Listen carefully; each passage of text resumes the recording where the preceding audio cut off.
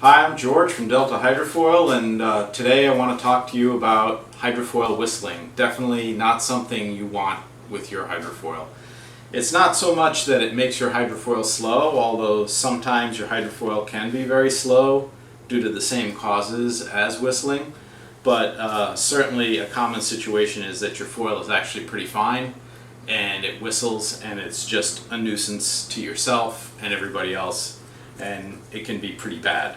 So there are two possible causes for hydrofoil whistling. It really has to do with surface finish, and it also has to do with how you finish the trailing edges on your strut, your wings, and your stabilizer. So let's start with surface finish first. If you have a rough surface, it's not sanded perfectly smooth, you have molding imperfections in your strut, your wings, or your stabilizer, it can definitely cause noise. A poor paint job can cause noise. So the first thing that you need to take care of on your foil is to provide a very smooth finish. So what constitutes a smooth finish? I would say anything from 600 grit well smoothed or higher would be adequate. You can go up to 2000 or even over 2000 if you want, but I definitely would recommend going to at least 600 and make sure that you don't have any scratches in it which are from coarser sandpapers.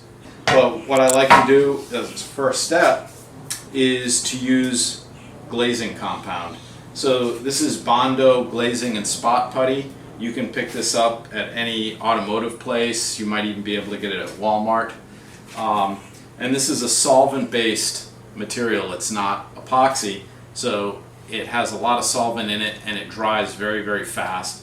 And it's designed for filling teeny tiny little imperfections, scratches and pinholes.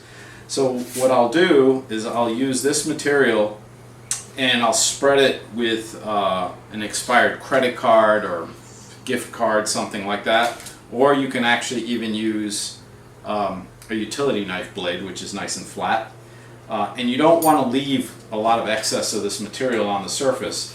So what you can do is you squeeze out a tiny little bit, and because this material dries so fast, I recommend using only small amounts at a time, and you can just squeegee it onto the surface of your wings, your stabilizer, and your strut, and you scrape almost all of it off, and what happens is it works down into tiny little pinholes or imperfections and fills them, and this stuff evaporates very quickly. After 15 or 20 minutes you can sand this and get rid of everything on the surface. It works just as well with a utility knife blade. If you use the utility knife blade, you have to make sure that you work along the surfaces that are straight. So you would do the entire surface, and sometimes this stuff will get kind of stiff on the credit card. Then you just want to wipe it off and get some fresh material that still has some solvent in it. And you want to do this in a well ventilated area unless you enjoy being high from solvents, and at Delta Hydrofoil we don't recommend that.